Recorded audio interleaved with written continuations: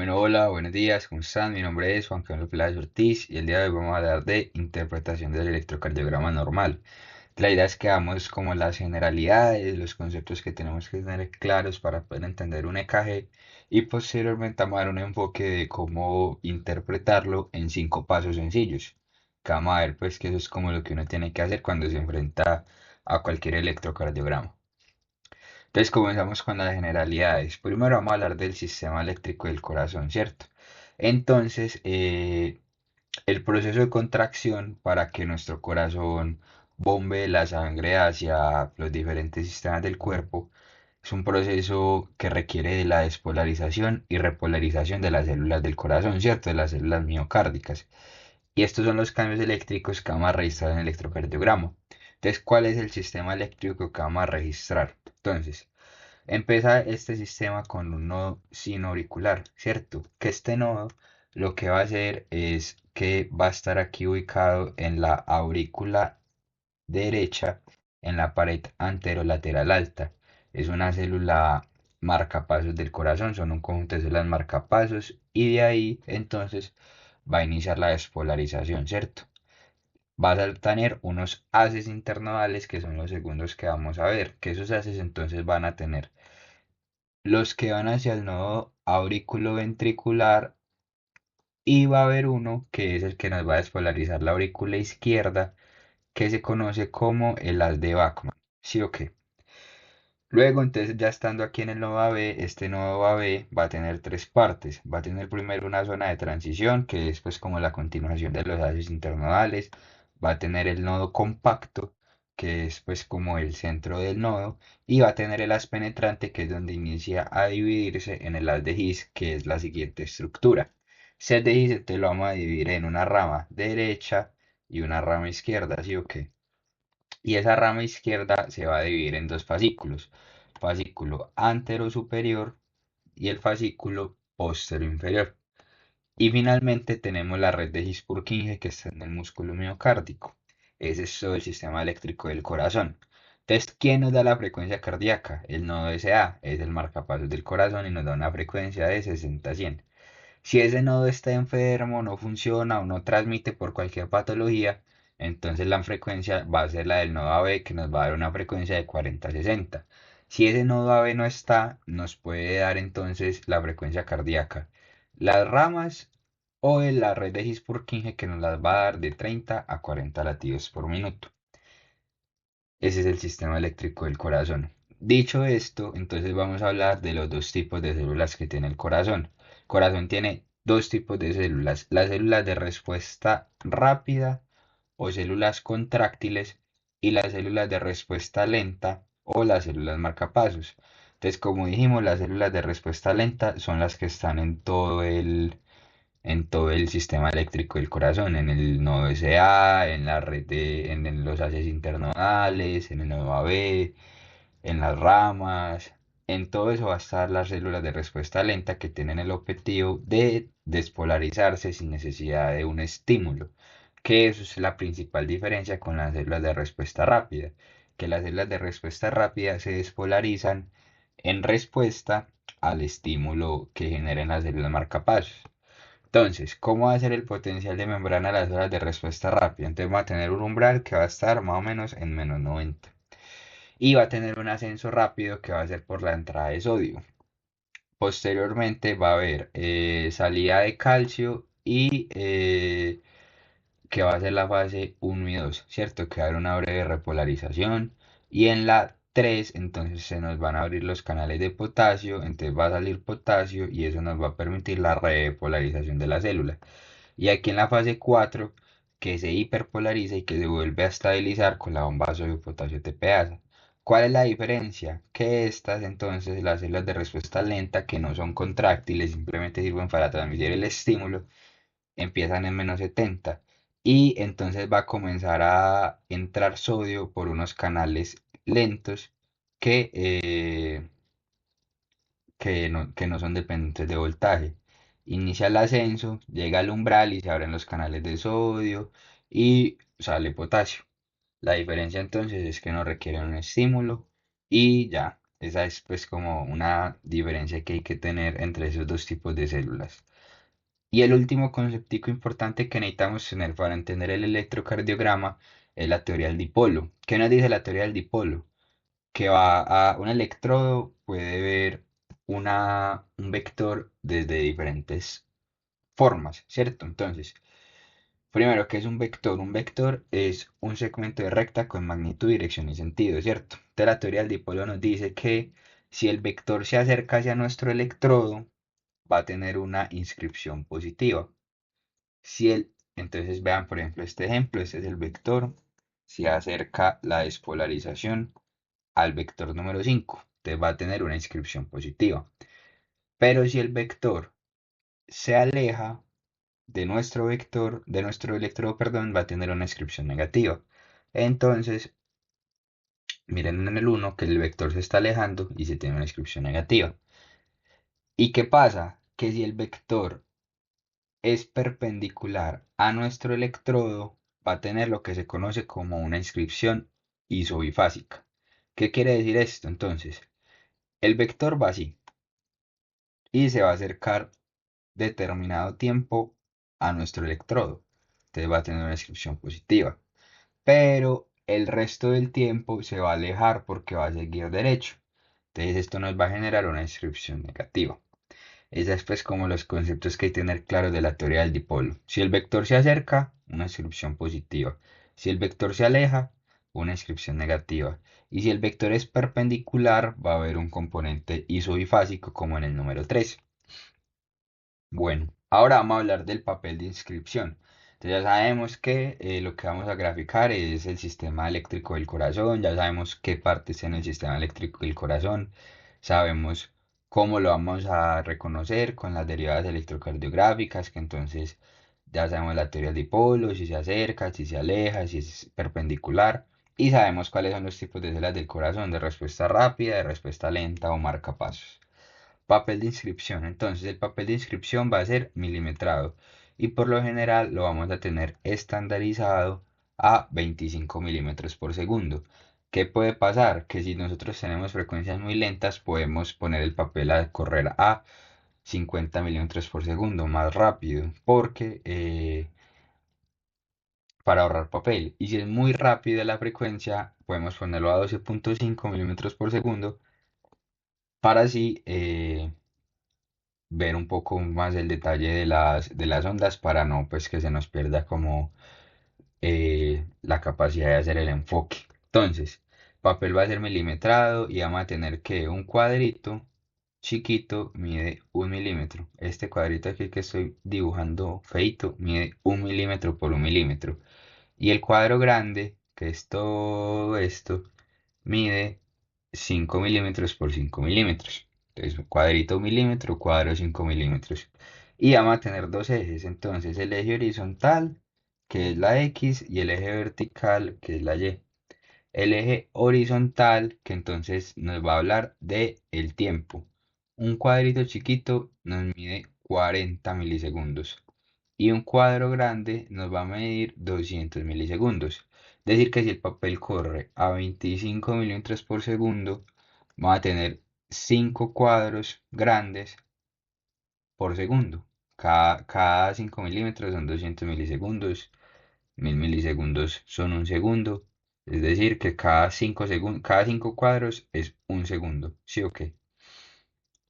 Y en el eje vertical, el de la Y, entonces vamos a medir voltaje. Un cuadrito chiquito en el eje vertical es 0,1 milivoltios. Un cuadro grande es 0,5 milivoltios. Es decir, 5 cuadritos chiquitos son 0,5 milivoltios.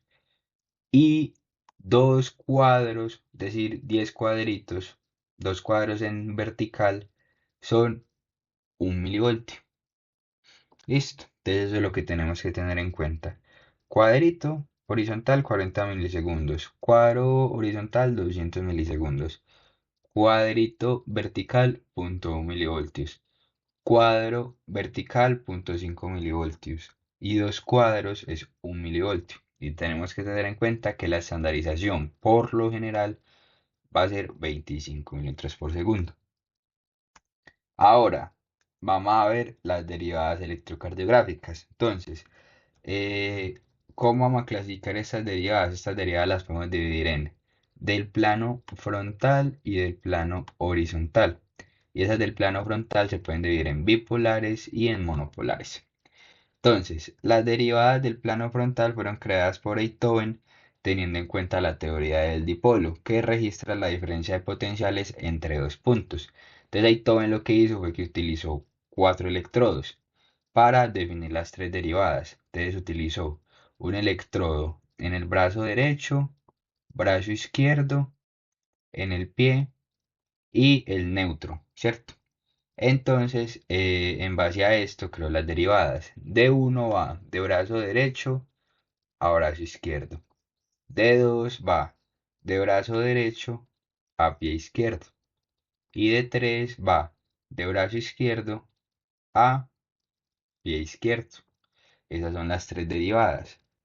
Eh, y es importante que con esto él creó el triángulo de Beethoven. Entonces, y eso creó estas derivadas. Entonces, D1, D2 y de 3.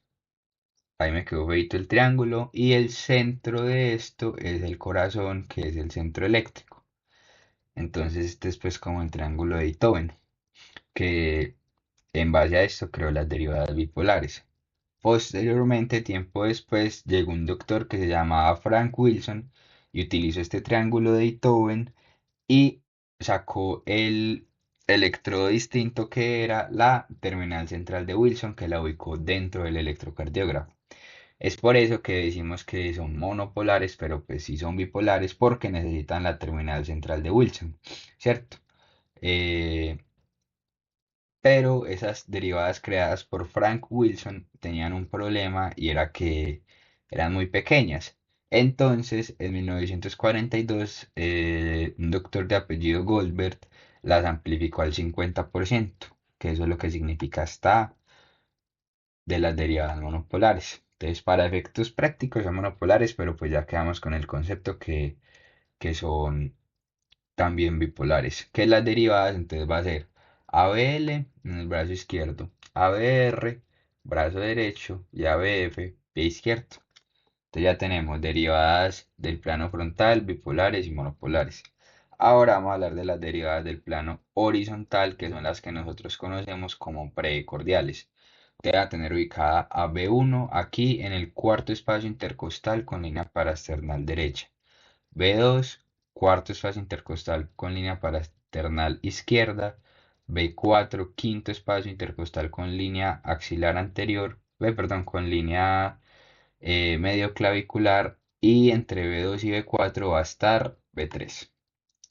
B5 va a estar en el quinto con la línea axilar anterior y B6 en el quinto con la línea axilar media.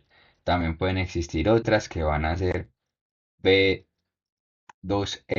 y B3R que van a ser derechas, que vamos a pedir en ciertos contextos de isquemia en los que sospechamos infarto derecho, que lo que se va a hacer es que se van a ubicar en la B3 donde está ubicado pero en el lado derecho, B3R y B4, donde lo ubicamos pero en el lado derecho, B3R y B4R. ¿Qué derivadas especiales es importante que tengamos en cuenta? Entonces se utiliza la derivada de Lewis, que es como la que más se utiliza. Lo que se hace es amplificar las señales auriculares. El electrodo que se tiene en el brazo derecho se coloca en el primer espacio intercostal con línea medio clavicular y el del brazo izquierdo se coloca donde generalmente colocamos B1. La idea es que coloquemos el electrocardiógrafo en D1 D2 y se duplica la velocidad y la amplitud tratando de discriminar mejor la onda P.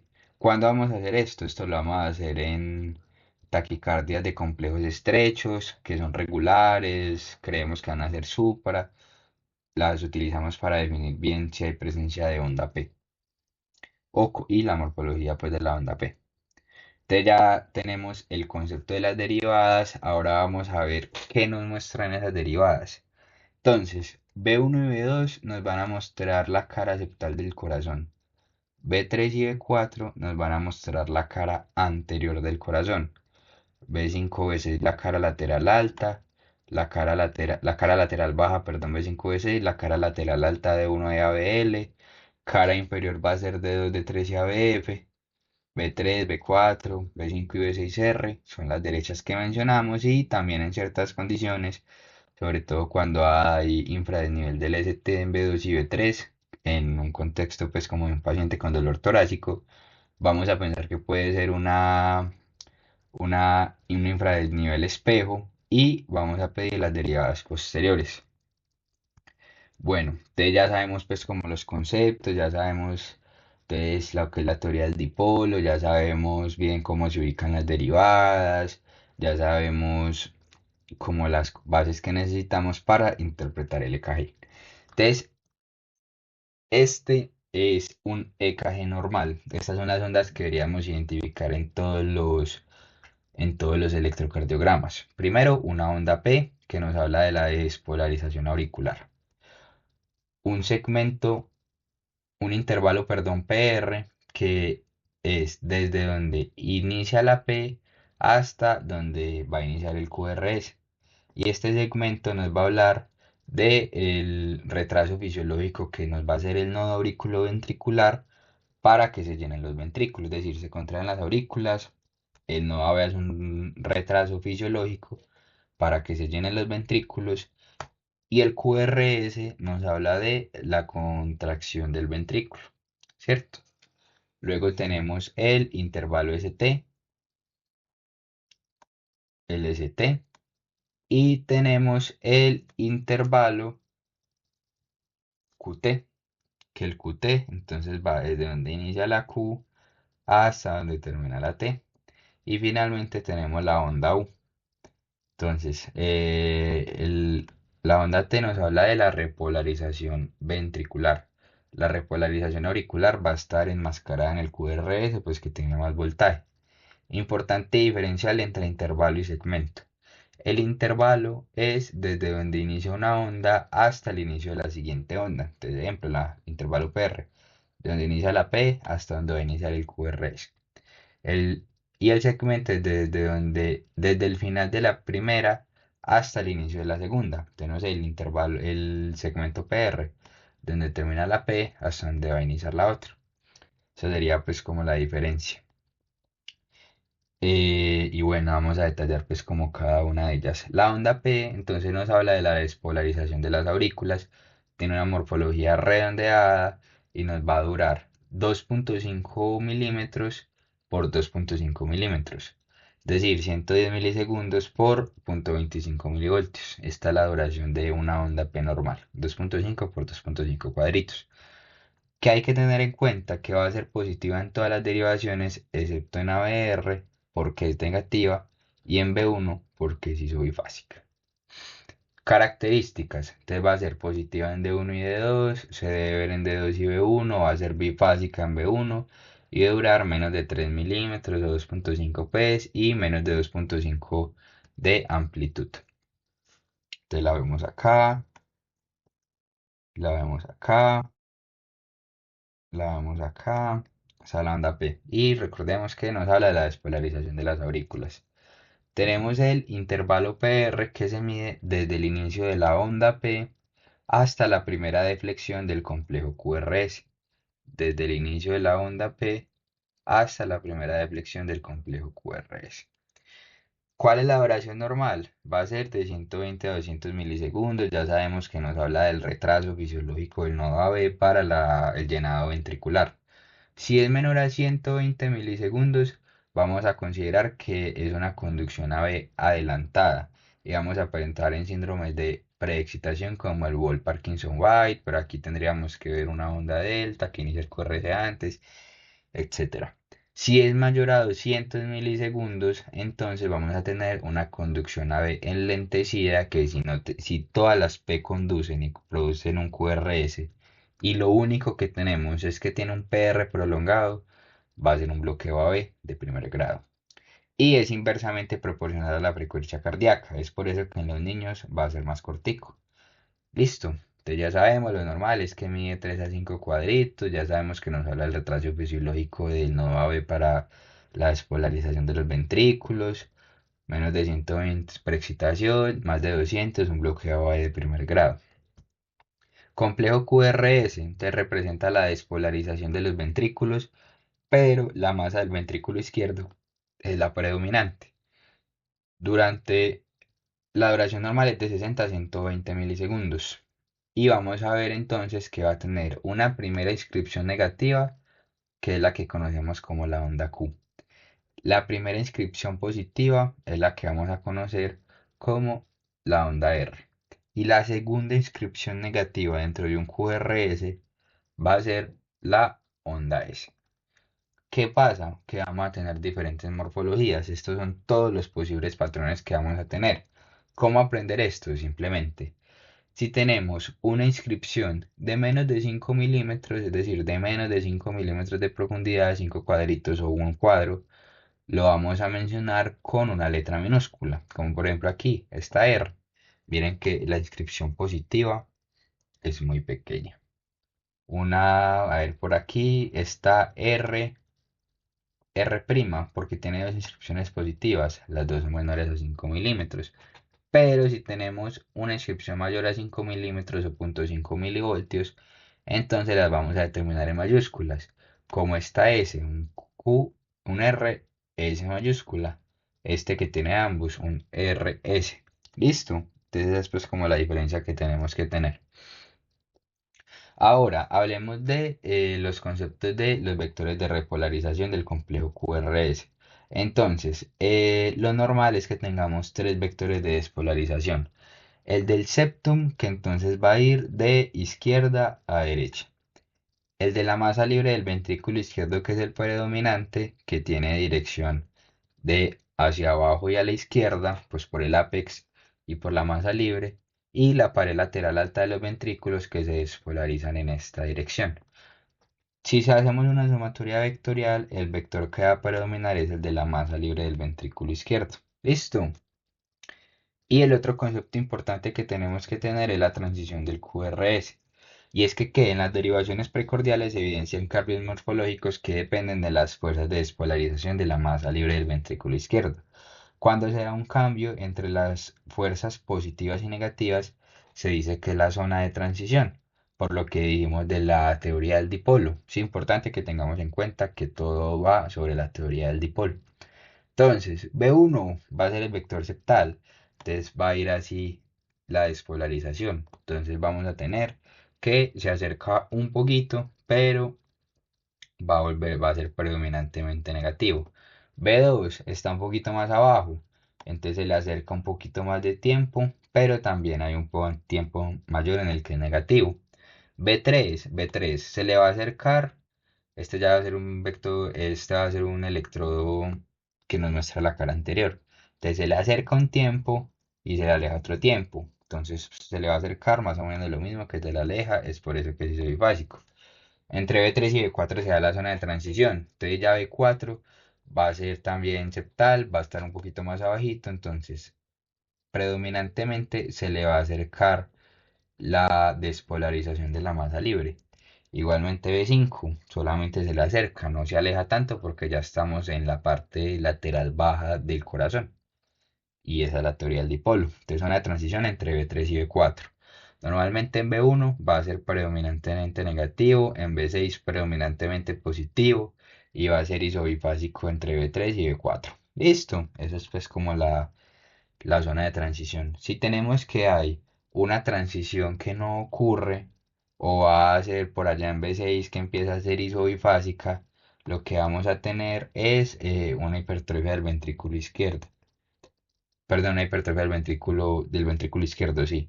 Y si hay hipertrofia del ventrículo derecho, la transición no ocurre o va a estar desde B1. Si tenemos desde el B1 que va a ser así positivo, podríamos estar frente a una hipertrofia del ventrículo derecho.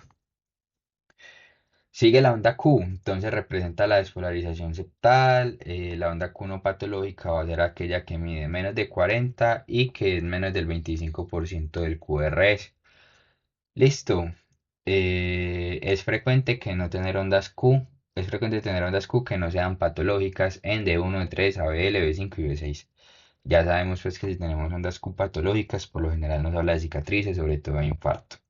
El segmento ST, entonces el segmento ST es desde donde inicia, ya dijimos la diferencia del segmento e intervalo. Aquí si fuera intervalo sería desde donde inicia hasta donde inicia la siguiente onda, pero estamos hablando de segmento, desde donde termina la onda hasta donde inicia la siguiente, ¿cierto?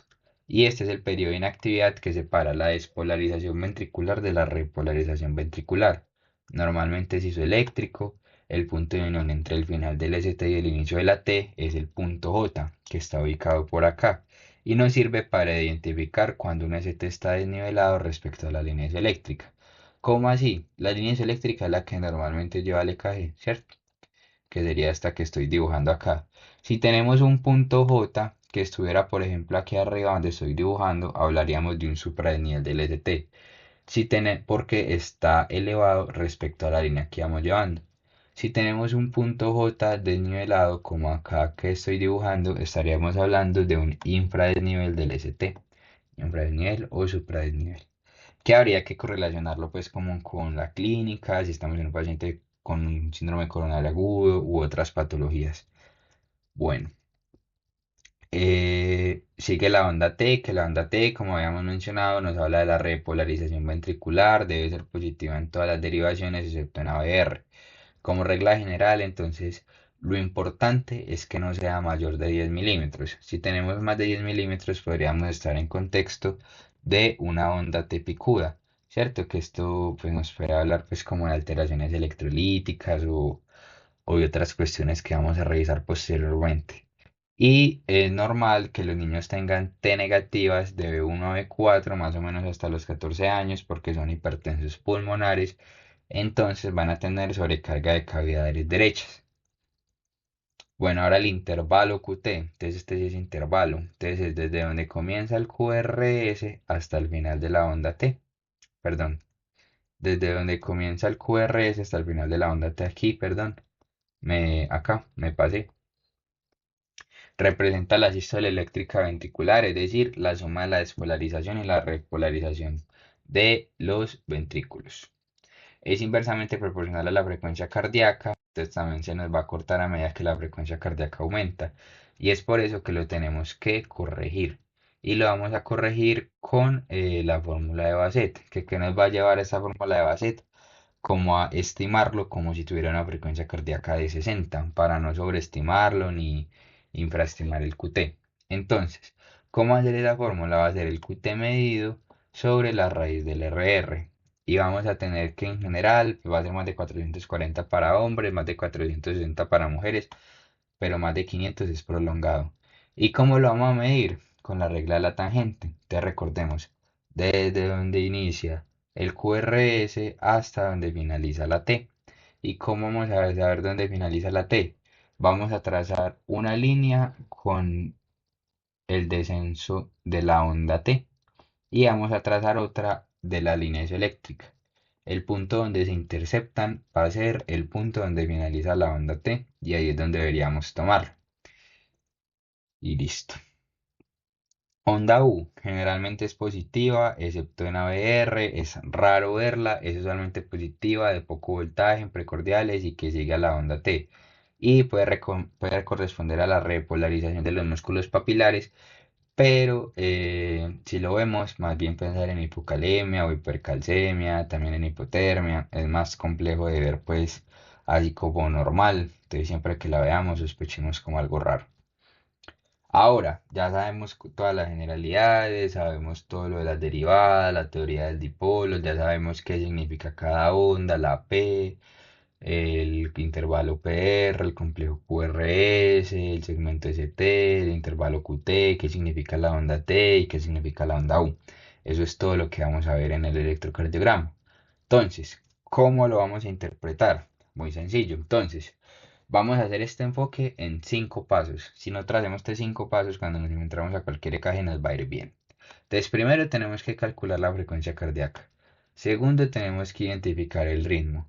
Tercero, tenemos que determinar el eje eléctrico del corazón, ya vamos a ver eso. Cuarto, tenemos que medir el intervalo PR y el intervalo QT. Y quinto, tenemos que analizar la morfología de cada una de las ondas. Entonces, primero, calcular la frecuencia cardíaca. ¿Cómo la vamos a calcular? La vamos a calcular dependiendo si es un ritmo regular o irregular. Si es un ritmo regular, entonces podemos hacer un 1500 dividido el número de cuadritos o 300 dividido el número de cuadros. 1500 dividido el número de cuadritos. Entonces cogemos y contamos. Cada cuadrito grande tiene 5 cuadritos, ¿cierto? Entonces 5, 10, 15, 20. De 1500 dividido 20. Pero también lo podemos hacer 300 dividido el número de cuadros grandes. Entonces empezamos acá. Cogemos un QRS que coincida con una línea gruesa para que sea más fácil. Entonces cogemos y miramos aquí. Si estuviera aquí el QRS, sería 300 dividido solamente un cuadro grande. 300 dividido 1 nos da 300. Si estuviera acá, dos cuadros grandes. 300 dividido 2, 150. Si estuviera aquí, serían tres cuadros. 300 dividido 3, 100. Si estuviera acá, cuatro cuadros grandes, 75. Aquí 5, 60. Entonces podemos utilizar cualquiera de las dos. 1500 dividido el número de cuadritos chiquitos entre cada RR o 300 dividido el número de cuadros. Y si es un ritmo irregular, aquí no podemos hacer esta estimación, sino que nos toca contar el número de QRS en 6 segundos por 10, porque eso nos daría el minuto. Entonces contamos el número de QRS en 6 segundos, que serían 30 cuadros por 10, y eso nos daría la frecuencia cardíaca estimada. Lo segundo que tenemos que hacer es identificar el ritmo. Entonces, lo más importante es definir si es sinusal o no. ¿Dónde lo vamos a mirar? En un dedo largo, que es donde mejor vamos a visualizar la onda P.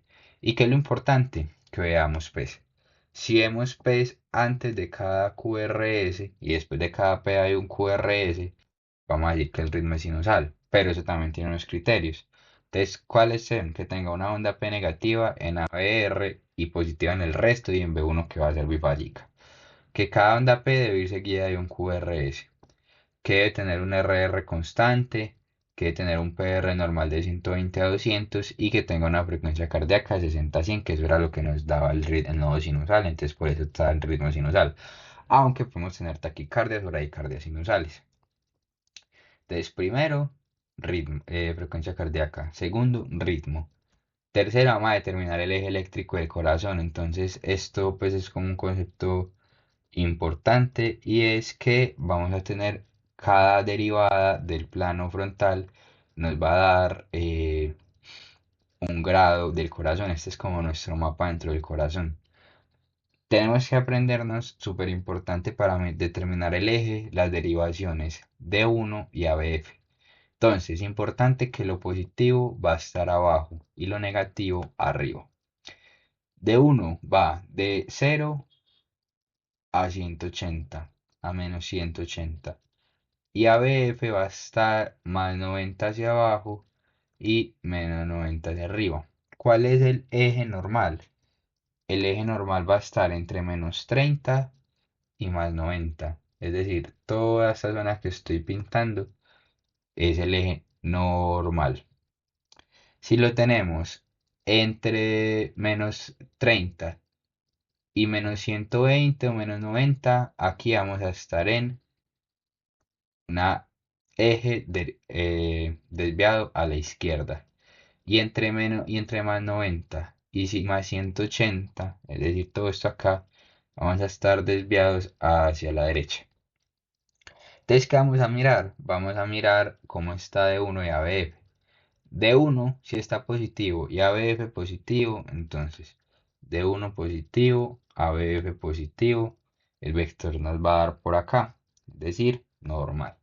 Si D1 es positivo y ABF es negativo, ABF va a tirar para arriba. Entonces el vector nos va a dar por acá, es decir, que va a estar desviado a la izquierda. Si D1 es negativo y ABF es positivo, es decir, D1 hacia acá y ABF hacia abajo, va a darnos el vector por acá, es decir, desviado a la derecha. Y si ambos son negativos, el vector nos va a dar por acá, es decir, en tierra de nadie o en una desviación extrema, ¿cierto? Así es como vamos a determinar el eje de 1 a BF y vamos a ver si cuál es positivo, cuál es negativo. Esto es de aprendérselo y ya. Cuarto, tenemos que medir el intervalo PR, que ya sabemos que es de 120 a 200, desde donde inicia la P hasta donde empieza el QRS. Y el QT, que va a ser desde donde inicia el QRS hasta donde termina la onda T. Y quinto, vamos a analizar cada una de las morfologías, a ver pues si vemos alguna alteración, si vemos alguna elevación de presión del ST, si la T está picuda, si está invertida, si el QRS tiene mucho voltaje, si tiene alto voltaje, bajo, si hay algún bloqueo de rama, que eso pues lo vamos a ver pues como posteriormente.